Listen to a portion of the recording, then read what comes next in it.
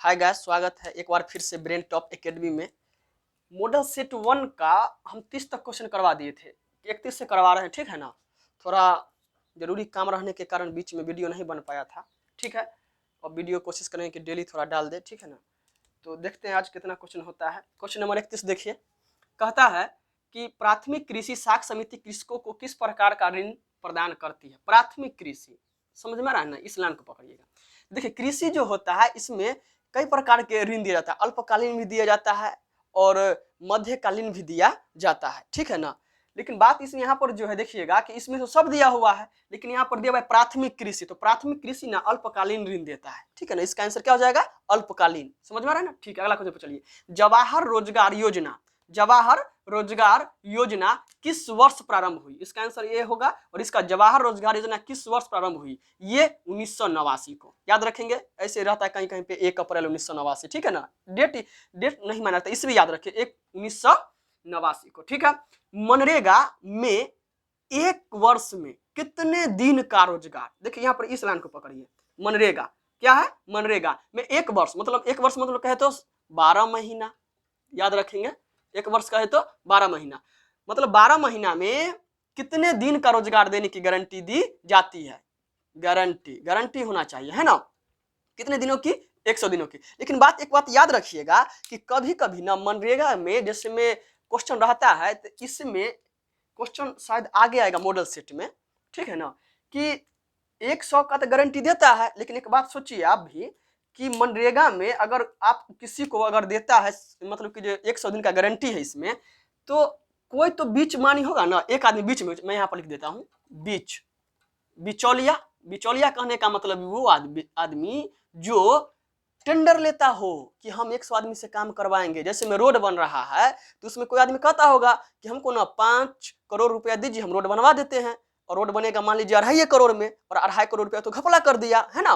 तो वही बात इसमें होता है कि मनरेगा में कभी कभी क्या होता है कि है तो 100 दिन की गारंटी, लेकिन इतना दिन की गारंटी नहीं दिलवाता है। समझ में आ रहा है कि नहीं आ रहा? तो ये जो होता है ना घूसखोर बिचौलिया, इसके कारण वहां पर गड़बड़ी होता है, ठीक है। अगला क्वेश्चन पर चलिए। उपभोक्ता संरक्षण के लिए कितने राज्य आयोग हैं? याद रखेंगे इसमें 35। कितने? 35, ठीक है। उपभोक्ता संरक्षण के लिए कितने राज्य आयोग हैं? 35। कहता है प्रोफेसर पीसी महालनोबिस की अध्यक्षता किस समिति का गठन किया गया? राष्ट्रीय आय समिति का, ठीक है। याद रखेंगे प्रोफेसर पीसी महालनोबिस के अध्यक्षता में किस समिति का? राष्ट्रीय आय। ये क्वेश्चन बहुत ही अच्छा है। Question number 35। चलते हैं क्वेश्चन नंबर 36 की और देखते हैं। देखिए क्वेश्चन नंबर 36 क्या कहता है? कहता है कि उपभोग व्यय और बचत का योग कहलाता है। क्या कहलाएगा? आय कहलाएगा। कैसे? थोड़ा इसको समझिए। दूसरा मार्कर ले लेते हैं। देखिए इधर, देखिए सबसे पहले तो आपको यह जानना होगा कि बचत कहते किसको है ना। बचत किसको कहते हैं? कि बचत ये तो समझना होगा ना। अगर मान लीजिए कोई भी आदमी है, कोई भी आदमी, बचत बराबर बचत हम बता रहे हैं, कोई भी अगर आदमी है तो वो अगर एक महीना में अगर 80 रुपया कमाता है, ध्यान समझिएगा, मतलब 80 रुपया वो कमाता है, तो 80 रुपया में से वो अगर 30 रुपया खर्च कर देता है। क्या कर दिया? खर्च कर दिया, उपभोग कर लिया, खर्च कर लिया। तो 80 में से 30 खर्च कर लिया तो बचा कितना? 50। ये जो बचा ना, उसी को बचत कहते हैं। समझ में आ रहा है ना। उसी को क्या कहते हैं? बचत। तो आप यहाँ पर देख रहे होंगे कि ये तो आय है, कुल आय है ना। ये तो कुल आय है। कुल आय में से क्या किए? ये ना उपभोग किए, यानी कि ये खर्च किए। खर्च को ही हम लोग उपभोग भी कहते हैं। और ये जो है, सर जी लाइट चलिए इसको देखिए,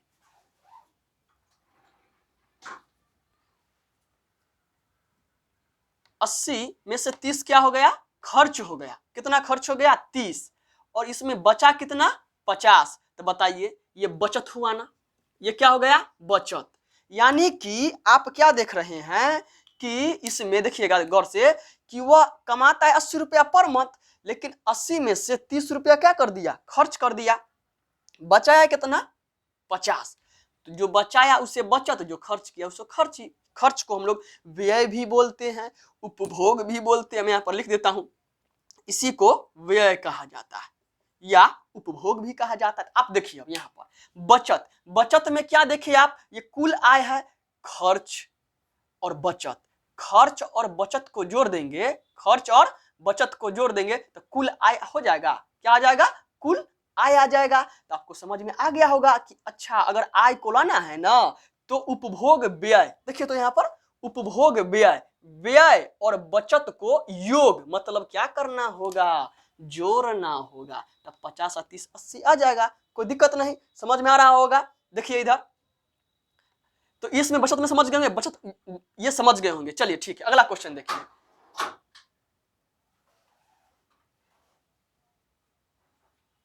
निम्न में से कौन आर्थिक क्रिया का चक्रीय प्रवाह है, आर्थिक क्रिया का चक्रीय प्रवाह है। ध्यान समझिएगा, ये जो है आर्थिक क्रिया का चक्रीय प्रवाह, इसको समझने के लिए आप पढ़े होंगे चक्रीय प्रवाह, ठीक है ना। इसका शायद ऑप्शन कुछ फॉल्ट लग रहा है, थोड़ा देखना होगा। कौन आर्थिक क्रियाओं का चक्रीय प्रवाह है, तो आर्थिक क्रिया के चक्रीय प्रवाह में ना उत्पादन भी होना चाहिए, और उत्पादन होगा तो उसका व्यय भी आ जाएगा, आय भी आ जाएगा। आप लोग पढ़े होंगे आय का चक्रीय प्रवाह, उसी का ये पार्ट है, ये एक भाग है। कौन, आर्थिक क्रिया। आय का चक्रीय प्रवाह में ये दो बातों पर निर्भर करता है, उपभोग होना चाहिए, मांग और पूर्ति भी होना चाहिए, मांग होना चाहिए और पूर्ति भी होना चाहिए। वो था आय का चक्रीय प्रवाह, उसी का एक पार्ट है ये। इसका आंसर हो जाएगा इनमें से सभी। भारत में सर्वप्रथम राष्ट्रीय आय का अनुमान कब लगाया गया था, 1868 में। कब लगाया गया था, 1868 में। भारत में सर्वप्रथम राष्ट्रीय आय का अनुमान कब लगाया गया था, 1868 में। चलिए कौन लगाए थे, याद रखेंगे, इधर मैं लिख देता हूं। उनका नाम था दादा भाई नौरोजी, ठीक है। कब लगाए थे, 1868 में लगाए थे। यहाँ पर ये लिखा, ऑप्शन नंबर बी हो जाएगा कि भारत में सर्वप्रथम राष्ट्रीय आय का अनुमान कब लगाया गया था, 1868 में लगाया गया था। कौन लगाए थे, दादा भाई नौरोजी लगाए थे। ये बताए थे उस समय, मतलब आय, राष्ट्रीय आय जो था, इन्होंने अनुमान लगाया था कितना रुपया होने का, 340 करोड़।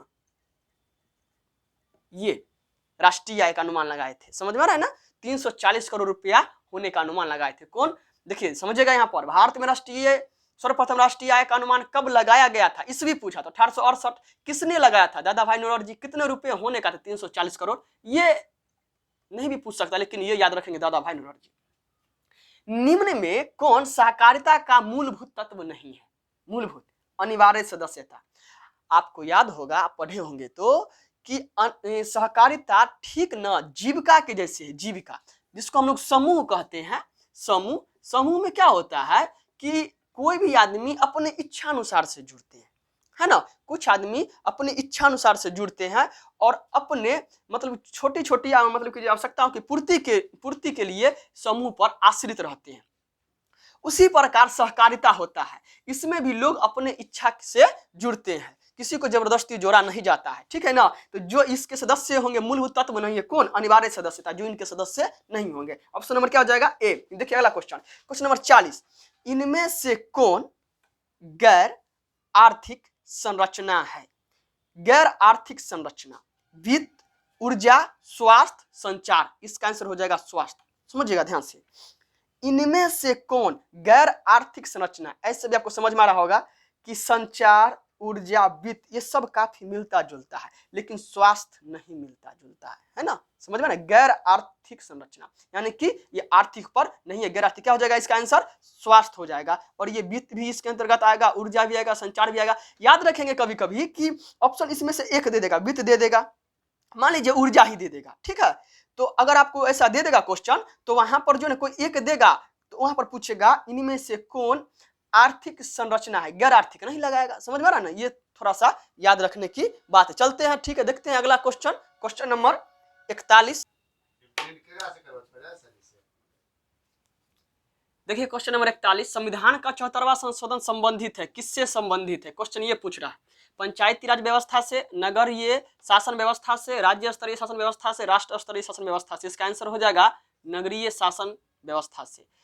आप कहेगा सर पंचायती राज व्यवस्था से क्या होगा, याद रखेंगे यह 73वां, ठीक है, ये 73वां पंचायती राज व्यवस्था से, ठीक है ना। याद होगा आपको राजस्थान के बारे में।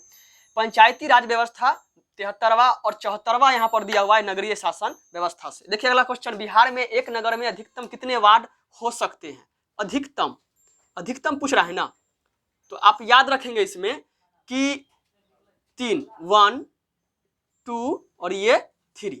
पहला हम याद रखेंगे नगर पंचायत, नगर पंचायत, नगर परिषद, नगर परिषद, नगर निगम, निगम, ठीक है, याद रखेंगे नगर पंचायत, नगर परिषद, नगर निगम।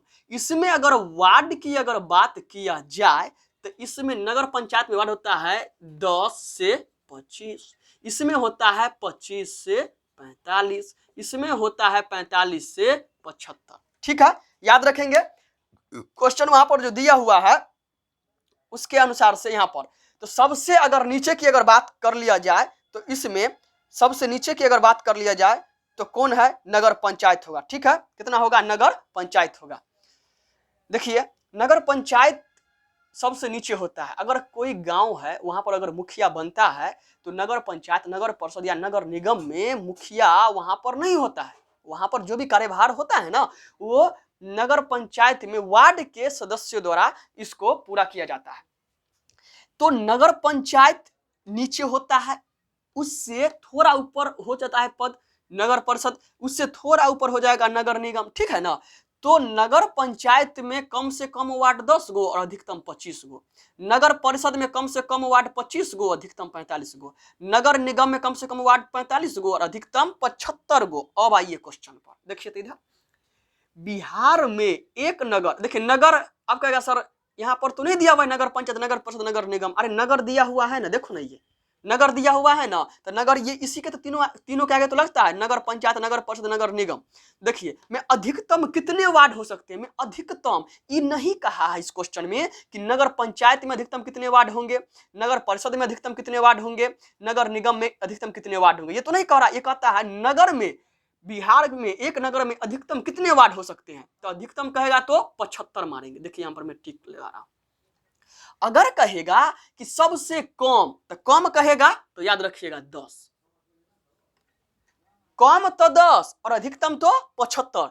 अब अगर यहां पर कहता है कम कितने वार्ड हो सकते हैं तो 10 मारते। क्यों? क्योंकि ये नहीं कह रहा है नगर पंचायत, नगर परिषद, नगर निगम। देखिए कह रहा है क्वेश्चन में नहीं, तो कम कहेगा तो 10 और अधिकतम कहेगा तो 75। ठीक है, चलते अगले क्वेश्चन पर। देखिए तो चिपको आंदोलन संबंधित है, किससे संबंधित है? मेघा पाटकर से, लाला लाजपत राय से, सुंदरलाल बहुगुणा से, अमृता देवी से। इसका आंसर हो जाएगा सी। लेकिन इसमें अगर कहिएगा तो इनकी भी कुछ भूमिका थी लेकिन इनकी जितना नहीं था। सुंदरलाल बहुगुणा इनका आगाज किए थे। याद रखेंगे जब चिपको आंदोलन स्टार्ट हुआ था उस समय उत्तराखंड उत्तर प्रदेश में ही था, है ना। बाद में उत्तराखंड उत्तर प्रदेश से अलग हो गया। चलिए ठीक है, याद रखिए इस बात को। अगर ऑप्शन में देगा तो आपको उत्तराखंड ही मारना है। ठीक है ना।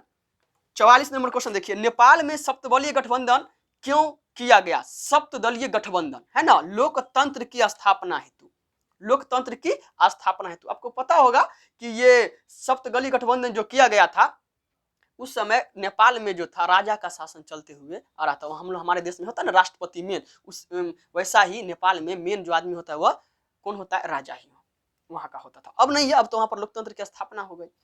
बहुजन समाज पार्टी की स्थापना किसने की? बहुजन समाज पार्टी की स्थापना किसने की? तो काशीराम। किसने की? काशीराम। याद रखेंगे इनका जो चुनाव चिन्ह है बहुजन समाज पार्टी का वह है हाथी छाप, हाथी छाप। ठीक है ना, हाथी छाप। बहुजन समाज पार्टी का चुनाव चिन्ह क्या है? हाथी छाप। कांग्रेस का हाथ का पंजा छाप, और बीजेपी की अगर बात कर लिया जाए तो उसका कमल का फूल छाप। उसी प्रकार बहुजन समाज पार्टी की स्थापना जो हुआ था तो ये जो था इनकी स्थापना कौन किए थे? काशीराम। और इनका जो चुनाव चिन्ह था वो था हाथी छाप। ठीक है, अगले क्वेश्चन अगले दिन की जाए।